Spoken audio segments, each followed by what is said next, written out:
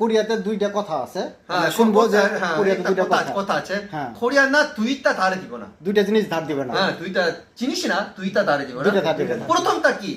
প্রথমটা কি? গাড়ি গাড়ি সাধারণত খুব পরিচিত থাকলে ধারে দিতে পারবে কিন্তু সাধারণত ধারে দিবে না এটা রিলেশনের উপর ডিপেন্ড করে হ্যাঁ। যে খুব ভালো রিলেশন অ্যাক্সিডেন্ট করলে সমস্যা নেই হ্যাঁ তুমি আমার ভাইয়ের মতো হ্যাঁ সমস্যা নেই আমি এটা বিয়ার করব হ্যাঁ তো কোনো কি এক্সট্রা কি দুগুনা কি ওই ইন্স্যুরেন্স করার পরে ধারে দিবে ধার দিবে হ্যাঁ পরিবারের ক্ষেত্রে তো এক নম্বর হলো গাড়ি হ্যাঁ গাড়ি হ্যাঁ। তৃতীয়টা কি হ্যাঁ স্ত্রী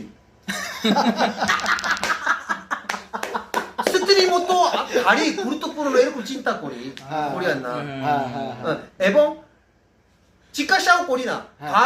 গাড়ি ধার দেয় এরকম সাধারণত জিজ্ঞাসাও করি না তার মানে কি মানে বিষয়টা এরকম যে এটা স্ত্রীর সাথে কম্পেয়ার করে যে আপনি যদি আমার কাছে গাড়ি দাঁড় চান হ্যাঁ। তার মানে আপনি আমার ওয়াইফ দাঁড় আমার স্ত্রী দাঁড় চাচ্ছেন হ্যাঁ ওই কথা এটা সম্ভব না ওই মতো চিন্তা করি ওই মধ্যে চিন্তা করি তাই আমার ওয়াইফ দাঁড় চান না হ্যাঁ। আপনি আমার গাড়ি দাঁড় চাওয়া মানে আমার ওয়াইফ দাঁড় চাওয়া হ্যাঁ এটা পসিবল না এটা আমি দিতে পারবো না হ্যাঁ, হ্যাঁ, হ্যাঁ। এটা কখনো সম্ভব না হ্যাঁ হ্যাঁ সো এই বিষয়গুলো যারা কোরিয়াতে আমরা আছি হ্যাঁ যে হ্যাঁ যে নিজেদের যাদের গাড়ি আছে নিজের নামে ইন্স্যুরেন্স আছে বন্ধু হোক যাই হোক বন্ধুর খাতিরে হয়তো বা দিবেন কিন্তু যদি অ্যাক্সিডেন্ট হয় এর দায়ভার কিন্তু আপনার বন্ধু নিব না এর দায়ভার পুরো আপনার উপর তো সেই ক্ষেত্রে অবশ্যই যদি দিতে মন চায় সেক্ষেত্রে বীমা তার নামে করে অবশ্যই তার দেখবেন যে তার লাইসেন্স আছে কিনা এক নাম্বার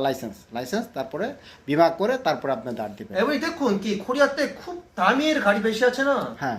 ওইটার সাথে কি অ্যাক্সিডেন্ট হলে কি হয়ে যাবে